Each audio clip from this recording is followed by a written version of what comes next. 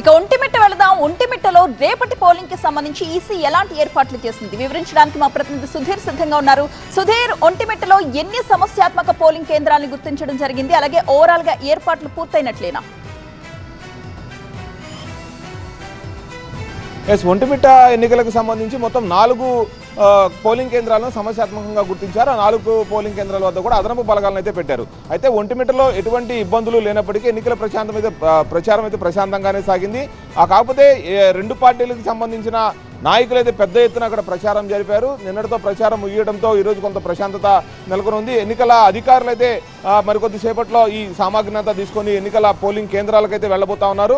మొత్తం ఒంటిమిట్టకు సంబంధించి దాదాపు 30 పోలింగ్ కేంద్రాలను ఏర్పాటు చేయడం జరిగింది. దాదాపు 24,000 మంది ఓటర్లు ఇక్కడ ఓటు హక్కు వినియోగించుకోబోతా ఉన్నారు.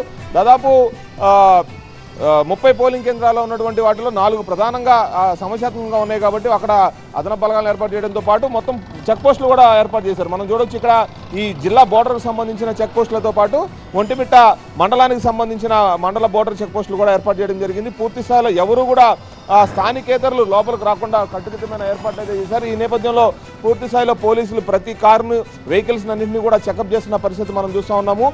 ఎవరు కూడా ఎటువంటి అవాంఛనీయ సంఘటనలు జరగకుండా స్థానికేతరులు ముఖ్యంగా లోపలికి రాకుండా కట్టుదిట్టమైన ఏర్పాట్లు చేస్తూ ఉన్నారు. ముఖ్యంగా పోలీసులకు సంబంధించి 650 మంది సిబ్బందిని ఒంటిమిట్ట ప్రాంతంలో పోలింగ్ కు సంబంధించి సిబ్బందులను ఏర్పాటు చేయడం జరిగింది. ఏ విధమైన రేపు జరగబోయే పోలింగ్ కు సంబంధించి ఏ విధమైన అవాంఛనీయ సంఘటనలు జరగకుండా ముందస్తు చర్యలు అయితే తీసుకుంటా ఉన్నారు.